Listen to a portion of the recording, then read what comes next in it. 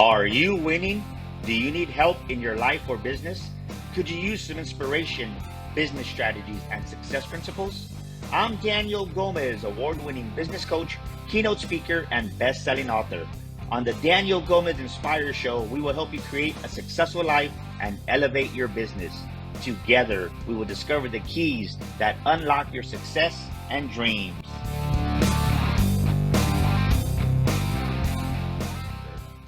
Welcome back to another episode of the Daniel Gomez Inspire Show, where we motivate you, we inspire you. And today, man, we're going to encourage you. We got an encourager of a fireball. He's an inspirer himself. And I'll tell you what, I had the pleasure of just sharing the stage with this gentleman in Virginia.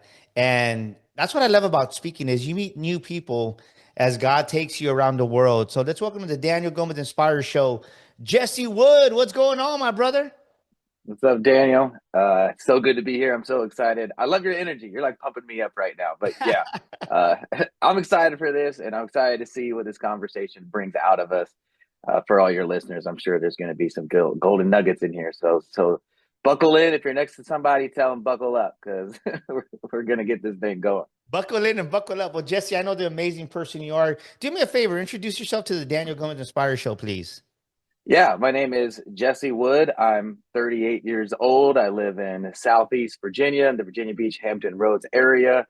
I'm married with a blended family. I got 5 total kids, and I've been a Christian my entire life. I do money and finance. I co-own a Christian record label, a member of the Recording Academy. My wife is a real estate boss. She's incredible at what she does. So we don't have any kids together. We just birth businesses together. But we love our family. We love traveling. We love ministry. We love the Lord.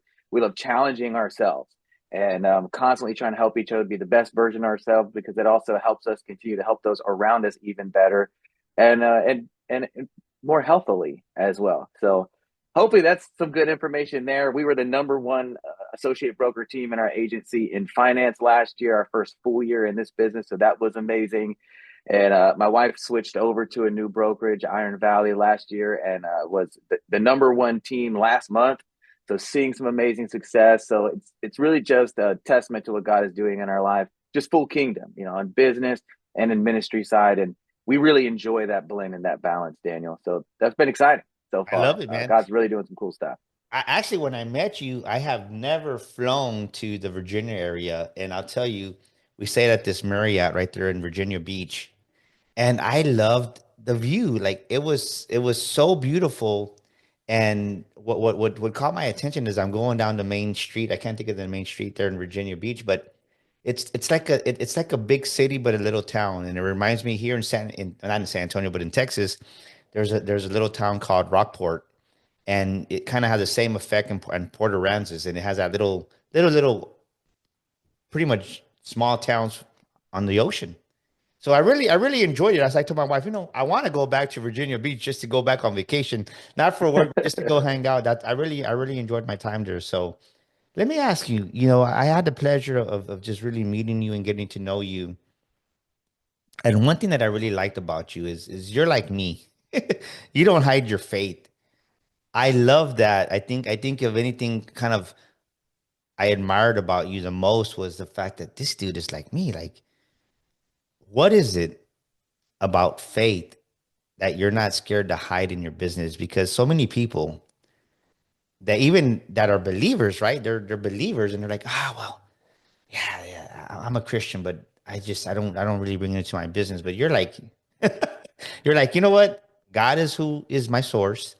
And you're not that you're loud and yelling it in people's face, but like you're not scared to talk about God in your business. Talk to us about that a little bit, Jesse, please. Yeah, it's a good question, Daniel, because it has been an evolution. And I'll tell you really where that came from. Like I mentioned, I grew up in church, and I grew up with a godly family. Of course, my parents weren't perfect, but they tried, train up a child in the way they should go, and they will not depart from it. So we were in church every Sunday and every Wednesday and every event, sleep-ins, and I did Bible Bowl trivias and all kinds of stuff. And faith is great. It gives a lot of people, that higher power, that larger purpose, really helps you and when times are down and things like that, and gives you somebody to think when things are good. But for me, when I think about faith, Daniel, if I for me to have faith in you, I would have to have some level of relationship. For faith, having just faith in another human, you'd have to have some kind of relationship, encounter, or experience. Otherwise, like, I don't know the guy. I'd have no reason why I would have faith in Daniel unless I see you doing things, unless I see you being a man of your word. And so, to me, faith really comes from relationship. Mm. And like, I'm married to my wife, Davina. She's incredible. She's gorgeous. God bless me with her. She's way out of my league. Um, no matter what I do in business or traveling, like, I'm always going to be married to my wife. It's always going to be a part of my life. We're going to be in connection and conversation. If things go well and you're in my life, then she's going to be in your life too, because we're connected and we are one. We're one person. So when people are like, hey, faith and business and what you do, I'm like, well, I have this relationship with God to a level that we are one. He's in me and I'm in him. And if we're just going to scripture, all if any man's in Christ, he's a new creation. Old things are gone, all things are new, and all things are of God. So it's like in my DNA. Like, God is my dad. We can't separate this thing. And it doesn't mean I always have to talk about it. I'm not always talking about my wife, but if you get me, you're gonna get this relationship that I have with my Father in heaven. And Mm. it affects so much of me, just like my marriage does. You can't separate me from my marriage. Otherwise, it'd be a terrible marriage. It wouldn't last very long. And so I'm so connected in my relationship with God that it affects everything. It affects my mental process. It affects how I show up in coaching and in business and development ideas. They're coming from God. And even some of my best clients and best team members that have come to our team have come from crazy conversations that the Lord literally designed. And so there's a part of my business success, Daniel, if you asked me to like map it out, there would be a large gap of like, and just have a really good relationship with God and trust him and do what he says. Boom. I love it. I love it. Ladies and gentlemen, this is the part of the show where I tell you, get out your pen and get out your papers because Jesse's about to drop some massive wisdom. And I definitely don't want you to miss out on this because you know what we say here, right? What you write down, you retain over 50% of it. And I want you to go back and take notes and watch this episode again and really go a little bit deeper. And think about this, ladies and gentlemen. Think about what Jesse, how he opened up. He's in relationship with his wife. He's in relationship with God. They are one. In some things in your life and some things in your business, you can't compartmentalize it. You can't. And maybe you're stuck or you're struggling in your life or your business right now. Your business isn't taking off because you're trying to be somebody else in front of Joe and you're being somebody else in front of John. And you can't do that. Like I've been totally transparent, ladies and gentlemen. I talk about it on social media. I talk about it all the time. Like I'm excited because I don't drink anymore, right? I don't drink. I don't say I quit drinking. I don't say I haven't. I said I don't drink, right? I'm alcohol free. But that's who I am. And I talk about it in business because so many times in business, things seem impossible. Things seem impossible to you. Like if you would have asked me a year ago, Jesse, man, Daniel, can you quit drinking, right? And I would have told you a month is too long, right? Like, and not that I'm this big old alcoholic, but I like my wine. And I didn't realize that God says, hey, you're coping too much on wine sometimes on Thursday and Fridays, and I need you to cope on me. But I didn't Wow. realize it.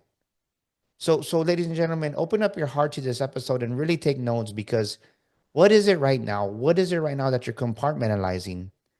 And what is it right now that maybe, and what I got from what you said, Jesse, right, is maybe you have constraints in your life, you have constraints in your business because you're trying to compartmentalize everything, and you can't do that. You have to be authentic to you, and if you can't be that, it's just you don't win, Jesse. Like what you've met people. I think we've all met people that they're one way here in group A, but then they go to group B and they happen to be A. Like you see them, right? You kind of see their state of being from one group to another group. And they're not them, right? There's like that's not the person I met. Like, and what I get from you is no matter where you are, you're you. Like what's your perspective on what I just said, right? When you meet somebody and Yeah. they act this way, and then over here, they're over here doing acting another way. Yeah, I love that, Daniel. And there's a tension in that dynamic. And first, to encourage the people that if you're a believer in Jesus like me or Daniel, to give you comfort, I was just on a cruise ship with a group of top tier financial experts. We had all earned this trip from hitting certain metrics in business. I finished number one in my category of associate brokers. And the number one placed people get an opportunity to speak alongside multi-million dollar earners that are OG's, been in the business 30 plus years. So here I am, less than 2 years in business, getting to speak and share the same stage of these incredible people that have all the clout and all the reasons for people to listen to them, and in a room full of about 40 top tier people. And I get the chance to open my mouth and speak. And so, of course, what do? I'm matching business principles and the reality of walking through business, but I'm doing it through a story in the Bible, and preaching through the Bible, but illustrating great financial principles. And the context, even this is something that I learned in Bible college, is always give context. And so I'm like, hey, there's a story in the Bible. Even if you don't believe in the Bible, I think you would agree with me. It's got some really good points in there and some great wisdom. And so here's this story, and here's what's going on. And there's a ragtag group of people, and this guy that they believe is sent from God to save the world. And so I'm just giving context. Never assume that the people in the room know what you're talking about. Always give context. And what blessed me, Daniel, is afterwards, I had a few people coming up, and they're telling me how much they appreciate it. They're a man or woman of God, faith, and all that. My favorite feedback was this young lady that came to me, and she said, "I really appreciate what you said. You really motivated me, and I'm a Buddhist." She said, "What I love, you're one of the first Christian speakers I've heard that didn't make me feel like ashamed or condemned that I wasn't also a Christian. And what you said, it really motivated me and gave me some insight on even the Bible and Jesus in all of that." And she's like, "I just really want to thank you." And I walked away so blessed of like, wow, there is this way that we can show up and be fully us and still be relevant to people that aren't like us. And Paul, this is the tension that I mentioned. Paul in the Mhm. Bible, he says, for context, Paul, he was one of the early disciples after Jesus came, and he used to persecute Christians. He was so passionate about the Jewish religion, he persecuted this new thing that was popping up until he had his own encounter with God and realized that God was transitioning from the Jewish faith to the Christian faith through Jesus and what he was doing, and dying on the cross and all that. So Paul goes from a believer in the Jewish faith to now a believer in Jesus, and he's one of the largest flag carriers for the early church Christian movement. And he says this, a guy who expanded this faith massively. How many people want to expand your business massively? All right, take this from Paul. He says, "I became like the Jew to reach the Jew. And all the people that aren't Jews, they were called Gentiles." He said, "I also became like the Gentile to reach the Gentile." Now, your question, Daniel, was what about people who are like this over here and like this over here?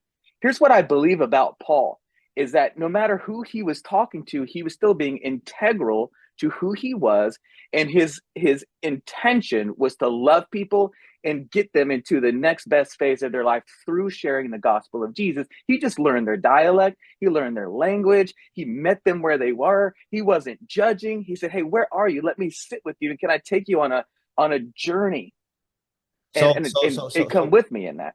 so I love what you're saying, right? And sometimes, right, we're not authentic to ourselves because maybe we show up with our own agenda. That's kind of what I hear you saying, right? We show up over here. Yeah. I'm gonna be like them, but I'm gonna kind of not be really who I am because I'm gonna cater to them, but I'm showing up with my agenda. This is what I want to achieve, and this is what I want to achieve. This is my agenda. But what I hear you saying is just be you. but the wisdom, the business wisdom is this is right. But learn the clientele that you're serving, maybe when you're in Virginia, and learn the clientele when you're serving when you're in Texas, because maybe it's a different demographic. And what's important to Virginia is not important to Texas. Yeah. Yeah. And it's really like, I know in finance, I can help anybody I sit down with, whether they're a single mom on Section 8 or they're a millionaire trying to protect their assets and pass it more tax free to their loved ones and to build out trust and all that stuff. I know there's not a single person that I can't help, but creating a connection and learning what someone's pain points are or what their pleasures are that they're trying to get to. Most people will move faster away from pain than they will towards pleasure. So if I can have a conversation with you and get your pain points and then say, hey, well, imagine a world where that pain point didn't exist and you were moving closer towards your pleasures, what would that do for you? And now you get people living in uh, the other side of that thing, and then now the sell comes easy, that close comes easy because you're selling them the result. And when you can't really do that well if you're not getting to know people. And if you have your own intentions or desires, you're not being you. I think when you see people be different in two different places, you're either like, man, they're really good at adapting to their scenario, or I'm questioning their integrity. And what's the core of when it's the negative? I'm questioning their integrity. Is it because they feel like they are being manipulative? And I think everybody listening to this podcast, we probably all know of a time like, yeah, what does make that difference? But I have felt like I'm not sure if I trust that person versus, wow, the way that person is adapting to each person that they get in front of. I think the core difference is how much you love the person in front of you more than you love what you're trying to get out of them or from the scenario. You Yeah. really just care for them, and So think people about people this. sense that. Yes. No, no, no. This is, I mean, we're definitely talking about great business wisdom, right? Like, ladies and gentlemen, ask yourself this, ask yourself this. Do you really take time to listen to people? Do you really take time to connect with people? Do you really take time? This is the key. What I hear Jesse saying, to listen, to understand what their needs and wants are, but you're too busy. You're missing what their needs and wants are because you're too busy listening to react. And I think so many business owners, entrepreneurs, it amazes me how many people leave corporate America or 9 to 5 and they never really take a sales training program or they never learn the customer service aspect and from a business perspective. And they listen to react and listen to respond. And I think one thing that really helped me, what I'm hearing you say, is listen to understand the person you're serving. And they're too busy selling the product, selling the service, when that doesn't, people don't care, right? You're selling the result, you're selling the solution because Yeah, you're solving their problem. And so many people, like, they're just trying to sell the product and the service, and they're not really selling the result. They're not selling the solution. So write that down, ladies and gentlemen. Maybe you're stuck in sales A because your business is not growing because A, you haven't learned sales. B, you haven't really incorporated a customer service aspect of your business. And C, you're not really going deeper to understand what is it that they really need and want to understand them at a deeper level. What does that say to you, Jesse? that says to me. And again, we're just going to keep circling back through my relationship with God, because it is the longer I've had my relationship with God and the further I go in business, the more I realize how not just like cute and extra it is, but how integral it is. Because watch this. We know that if you're not doing well in sales, you're not closing well. If you've ever experienced a bad salesman, what was happening? They were probably super needy. They really needed the deal. They're trying to figure out how they're going to get their bills paid. And at the core of what's going on internally is they're afraid. they've got fear, and either I'm going to get fired, or I'm not going to pay the bills, or my coworkers won't respect me. There's some fear going on. And now we're trying to get in front of someone and tell them they can trust us to guide them into the results and the lifestyle that they want. It's that we're in this internal dichotomy. We're trying to be something that we're not internally. And you can teach what you know, but you will always reproduce who you are. So my relationship with God, Oh, Daniel, say puts that me, again. Say that again. That was a boom moment, baby. Come on, say that again. That was good. That and was this good. isn't original to me, but you can teach what you know, but you can only reproduce what you are or who you are. And so when the bottom line's not looking good, or you're going dry on sales and things like that, where are you internally? And my relationship with God, walking in obedience, or listening to him, or feeling like I'm right where I'm supposed to be, when no matter what the results look like, allows me in moments when people are so afraid internally, for me to actually have faith and go, you know what, everything's working for me, not against me. God has plans to prosper me, not to harm me, to give me a hope in the future. And I'm able, through this internal state, to be broke as a joke, no car, sleeping on a couch, but look somebody in the face and with full love be excited for them and give them good attention and pour into them. And before I was in sales and running business, I was in this place of God just having me love on people. I said, God, I know I'm called to influence. I want to influence the world. I want to change the world. I'm sure a lot of us, if you're listening to this podcast, you probably share some elements of that. And God said, he said this to me. He said, you want to reach everyone? I said, yeah, I do. He said, well, you got to reach every one, every every one person that's in front of you. I want you to connect to them and give it all you've got, as if they were the most valuable person on the planet. Well, now we should value people like they're the most valuable person on the planet in front of us. But what do? Often we're just looking for those large whale deals, or the people that are in the rooms that we want to be in. And we're selective with who we love and who we give our attention to. So before I got really into business like I am today, God was teaching me the art to find the value in the person that I'm looking at, help them see where God's trying to take them, and either encourage them or empower them as much as I can to get there. And if we're selling a solution, we're literally a part of that journey. Yeah. If they truly need this thing, whatever it is that you're offering. So when you can sit and you can identify with somebody's why are they considering investing thousands of dollars into your thing, and help You know align what? with them, man, I believe that thing for you. You did that to me. Are you an aspiring speaker? Do you have a book that you've been wanting to write for months, maybe even years? Or are you an aspiring podcaster? You want to start that podcast like the Daniel Gomez Inspire Show and don't know where to start? Well, at Daniel Gomez Enterprises, we can help you do all three. We can help you become that paid speaker, share your story to the world, write your book, and get your podcast launched and help you produce it. We'd love to help you. Give us a call at 210-663-5954. That's 210-663-5954. We can help you become that paid speaker, write that book, and launch your podcast. We'd love to hear from you. Give us a call now.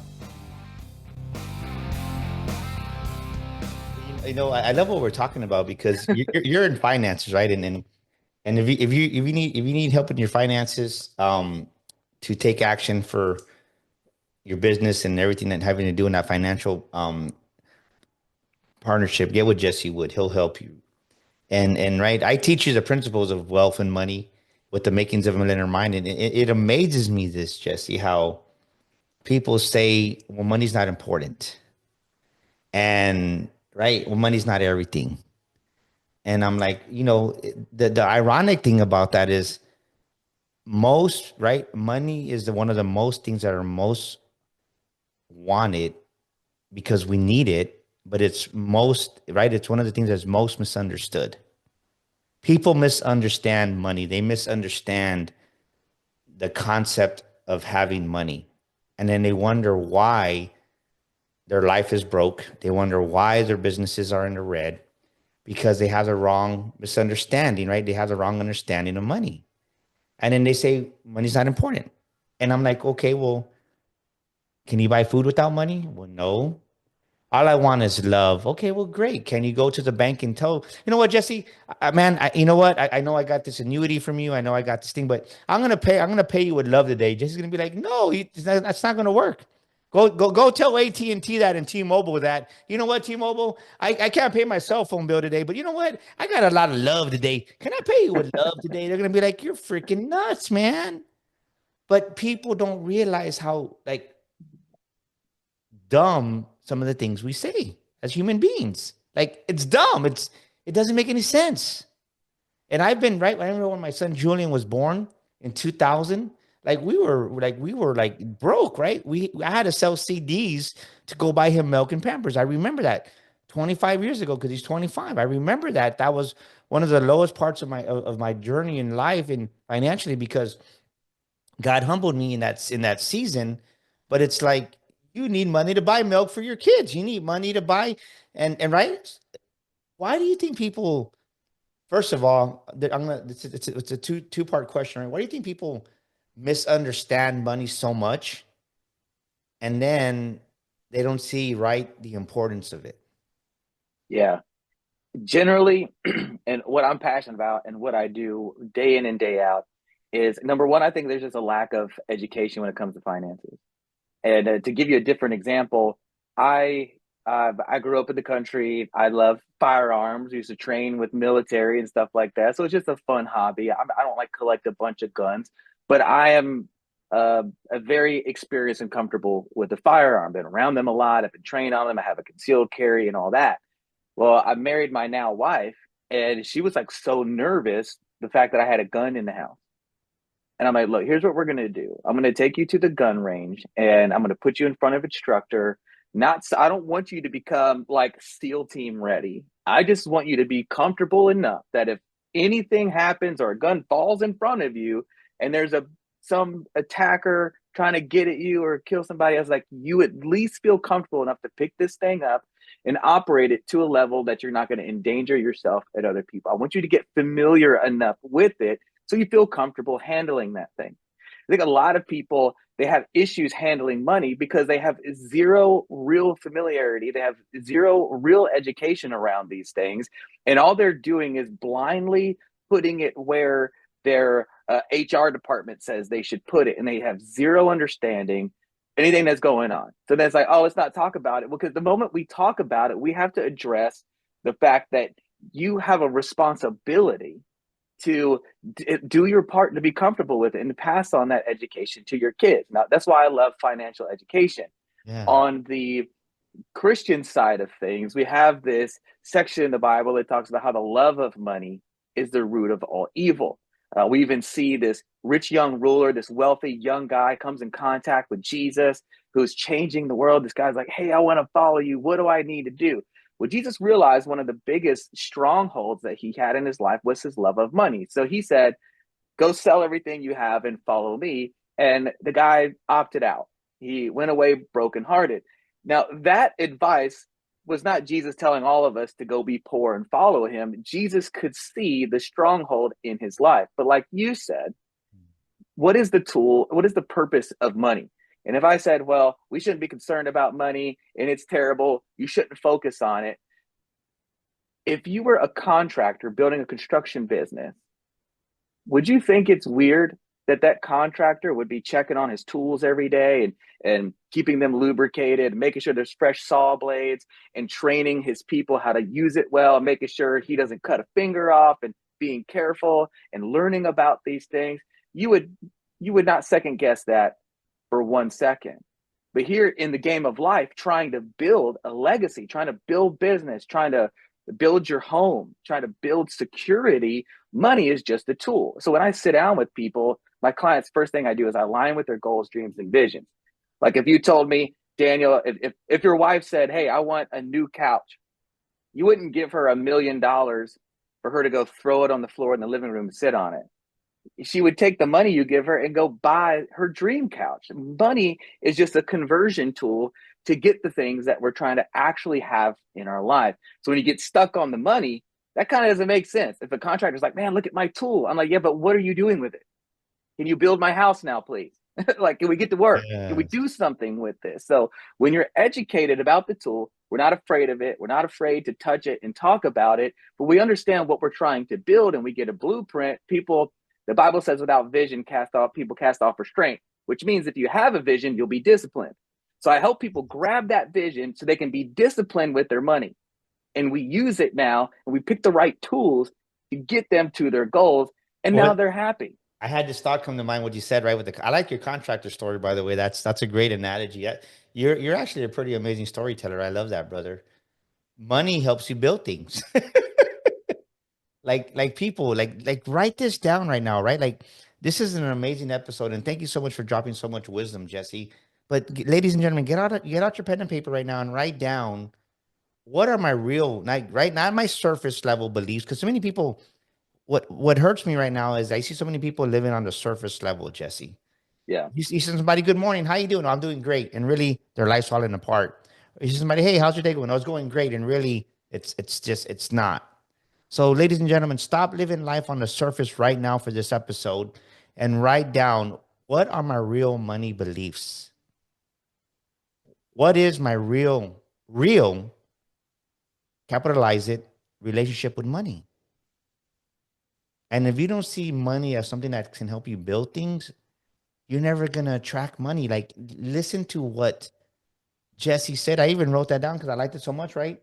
Right? You teach on what you know, right? You teach on what you know, but you reproduce on who you are. And you're never going to reproduce wealth. You're never going to reproduce success if you have that wrong relationship with money, because part of success is wealth. I get it. Somebody's gonna say, "Oh, well, success is being with my family, my kids." I get it, but let me tell you this: doesn't it suck when you're at home and you have your family all around you and you can't even take them out to eat pizza because you're broke? Come on, let's be real. Like, let's talk. We're talking real here. So, what is your real relationship with money, and what is the block that you're creating for yourself? This is good stuff, man. Yeah, that contractor analogy, that was brand new. That was off the cuff. See, this Yeah, is I why I love have to it. have a relationship with God because he helps me break it down. Yeah, but think It, about it, it right? Money helps you solve problems, but money helps you build things with that. It's just it's good, and yeah. hey, you're 38, I'm 51, and I think a lot of problem that people have is they think they know everything, and nobody knows everything, man. I'm learning from you right now. Well, I'm stupid enough. I say this all the time to my team, and I get asked to speak in front of financial experts across an agency and our agency as a top performer. And I just tell people, I said, I'm just really stupid. I'm stupid enough to do what younger, wealthier, more successful people tell me to do without hesitation. I'm so dumb. I'm really stupid. I don't ask them for their credentials and all that. Like, I know they're killing it. They're living that time freedom, financial freedom life, and being able to hang out with the kids and take them on trips and all this stuff and this beautiful blend lifestyle. So I'm just stupid, Daniel. I'm stupid enough to just what they tell me to do. I'm going to go do it. Well, you know And what? then Let me ask you this: what is, because right, I love what we're talking about. What are two relationships that you had with money, or two beliefs you had, and maybe even three that you had to change within yourself to become right? And first of all, we want to recognize you here. Um, our brother here, Jesse Wood, got recognized 40 top 40. You'll explain that to us here in a moment. But right there's some things in you that had to change to get right top 40 within 40. You'll explain that. Maybe I'm saying it wrong, but what did you have to change? What are two money beliefs that you had to change within yourself, Jesse? yeah, and it's 40 under 40. You're close, very close. Uh, Money beliefs I had to change. Well, my dad was a real estate agent for 35 years on the Outer Banks of North Carolina, so just south of where we live now. Vacation home. You know, if you've ever been to South Myrtle Beach, it feels very much like that. And he knew everybody. And so if I was spending time with my dad, like me and my siblings, we spent summers in the real estate office, like eating snack crackers and playing games with each other because my dad was working. He was hustling. He was figuring things out. And later in life, because my dad's passed now, he passed from Parkinson's. He was still trying to drive to the real estate office in his 70s.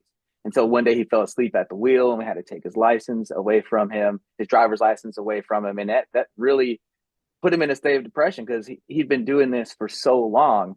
And he told me years before that, he was like, "Hey, bud, like it's crazy. There were years I made over $250,000, and we're talking about 80s and 90s. Okay, imagine making $250,000 in the 80s and the 90s. And we rented our home our entire life. We were always buying used cars that were like literally about to just fall apart. We had so many cars. There's always a different car going on. I've been driving. When I started driving, several of our household cars broke down on me while I was driving them.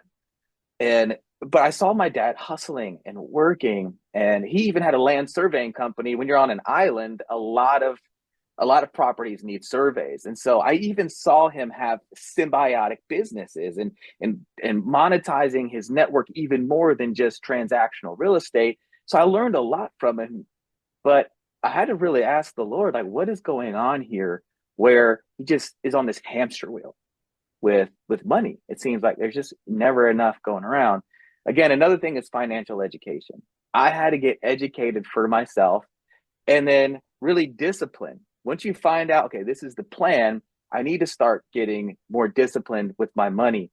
Don't just listen to the most famous financial entertainer out here, but get other opinions and get opinions of people who really are wealthy. I'll tell you, our internal revenue code supports more business owners than it does anybody else. So if you're just punching a clock somewhere, I love that you're paying the bills, but I would like to encourage you, ask God if there's a business idea or something else you can do.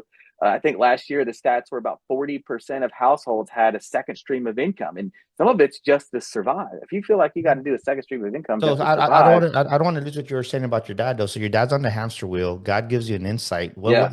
What was the money belief that your dad had that God showed you? Well, what I realized he handed off to me is this limiting belief that I would never be successful. No matter how hard I work, I would never be successful. I would never find success. Mhm. And I didn't realize I was carrying that. And even though working hard and doing all kinds of stuff, what it took for me to start pushing past that is God bringing me to the business opportunity that was meant for me.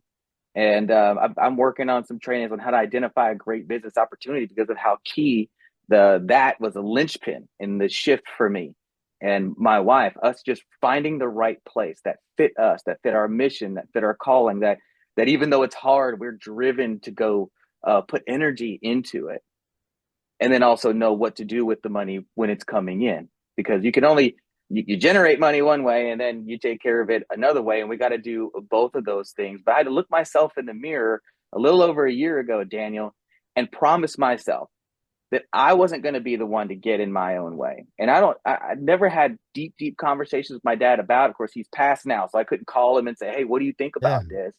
But I believe that's probably something. He grew up in a small town and worked hard and pushed hard, but probably never really saw success, or was nobody taught him really what to do with that money. So first, just believing like I can be successful. God, thank you that I am successful. You were talking about people having too small goals.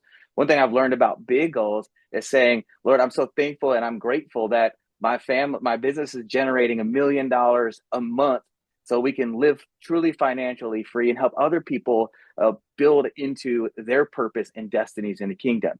And like, just already go there, just already be there. Yeah. In these big goals, I have no clue how that's going to happen, but I don't You have to know, figure that out today. I love what you're saying. Ladies and gentlemen, listen to what Jesse's saying. Like, right, Jesse's being transparent. So you can be somebody who, right, his dad was making, if we don't maybe just I'll give you simple math. $250,000 in the 80s was a over $500,000 today a month, a year, right? I mean, your dad was banking. But sometimes what happens is even though his dad was banking, this is kind of what I heard is that he still didn't see himself as successful because maybe there was a self-image issue going on, right? And you can have all this revenue coming in, all this money's coming in, ladies and gentlemen, but just as much, right, the producing part of who you are, but now you're consuming it and you're wasting it because you have the wrong self-image of yourself. And then you buy used cars, and in reality, you're spending more money on fixing these cars that keep breaking down if you would have just bought a reliable car. Wow. That's and I love what you thank you for opening your heart to that because ladies and gentlemen, there's some of you out there that you're right, you're producing, but you're consuming the wrong items, you're consuming the wrong things because you don't feel maybe that you're worthy and deserving of the next level of success when if you would really open up your heart and grow your self-image to another level and see that, you know what, I do deserve this, I am worthy of this, God wants to bless me with this, and there's nothing right. I believe this, Jesse. There's nothing wrong with having nice things as long as nice things don't have you. There you go. And I think so many times people allow nice things to have them, and it's right, and it's never a one and done, right? I think it's a constant evolution of as God takes you higher and higher and higher, and you experience new things, right? God's gonna give you more, but then He's also gonna let you, okay, don't let these things have you, Daniel. Don't let these things have you, Jesse, because then it becomes a heart issue, like you were saying. And man, brother, I'm like this. Where did this hour go by? So let me ask you this: like, if somebody out there um needs, first of all, let's go back to your award. Talk to us about your award because I want to recognize and honor you with that. What's the Yeah. award that you won for being so young? 38 years old, man. I'm 51. I'm 51 years young. Yeah, it's business elites 40 under 40, and they recognize people all across the country, and they have it in different districts, like different countries globally. Of course, we're just the United States. So 40 under 40 goes out every year. They recognize 40 people who are top influencers, movers and shakers, achievers in their particular industry or area. So we'll be in Miami in a couple of months receiving that award. And what it does for me, Daniel, is I think sometimes we can be working so hard and trying to love on people and help that I don't think we we don't often have people tell us the impact we're having on them. And it's nice sometimes to just kind of stop and have something like this go, hey, you are making a difference. It is working. You are breaking through those generational curses or those barriers, those limiting mindsets, the things you've been working so hard to get past.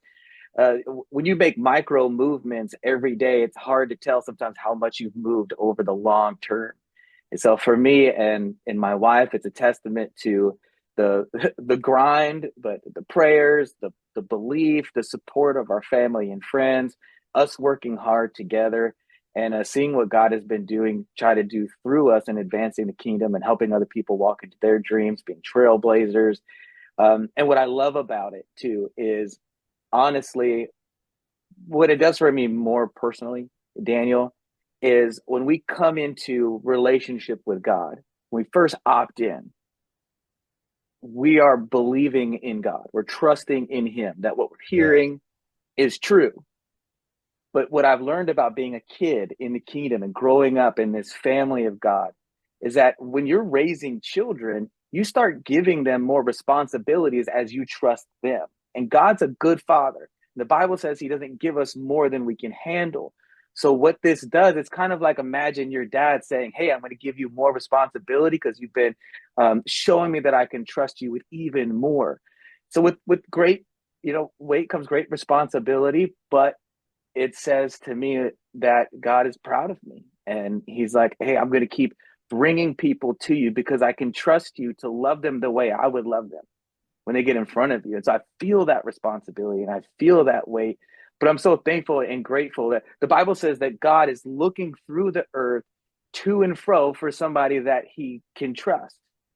And I feel so honored that in these things that God is blessing us with and these kinds of recognition that I'm like, wow, God, like you really trust me like to this level. That's just super humbling. I love that scripture, right? The eyes of the Lord go to and fro throughout the whole earth to show Himself strong in those who are true to Him. Yeah. Wow.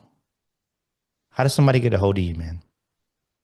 Instagram, probably easy. Jesse Wood Wealth. That's Jesse. Wood Wealth. DominateMoney.com. I'm on Facebook, Jesse F. Wood. Yeah, super easy ways to get a hold of me. What a pop. We're gonna have to bring you back, man, because this was very, I mean, the hour just flew by. So we're gonna have to definitely have a part two here soon. So, ladies and gentlemen, thank you so much for tuning in today. Thank you for being an amazing audience. Without you, we wouldn't be one of the top podcasts globally, not just in America, but globally. So thank you for giving us that. And like I always say, if you're stuck in life or you're stuck in business, go out, get a copy of our book, The Makings of a Millionaire Mind. It's help you get unstuck. It's on Audible. Our new book just came out. It's on Audible also, The Sales Accelerator. If you're an entrepreneur, if you're in business, go get a copy and learn how to do sales God's way. Think about this. You're never going to sell $1 million house if you don't believe you're worthy and deserving of selling $1 million house. So go get the book. It's on Audible, Amazon. And lastly, if you want to publish your story, we want to help you here at DGE Publishing. We've helped many, many, many authors make their dreams come true. We want you to be our next publisher. So God bless you. And Jesse, thank you again for joining us, brother. And we'll have all his information on the show notes. So if you want to get connect with him, I highly recommend it. He's a beautiful person.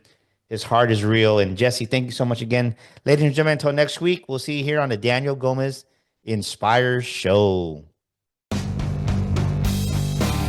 This is Daniel Gomez Inspires, and thank you for listening to our show today. Please share this episode with a friend, leave us a review, and subscribe to our show. And for listening to our show today, I want to give you a free gift. I want to invite you to our Millionaire Mind community. Text the word millionaire, that's millionaire, to 210-942-5059. Yes, join our community today and receive millionaire affirmations, inspirational quotes on a weekly basis. That's 210-942-5059. Text the word millionaire today and join our community. And once again, thank you for listening to our show.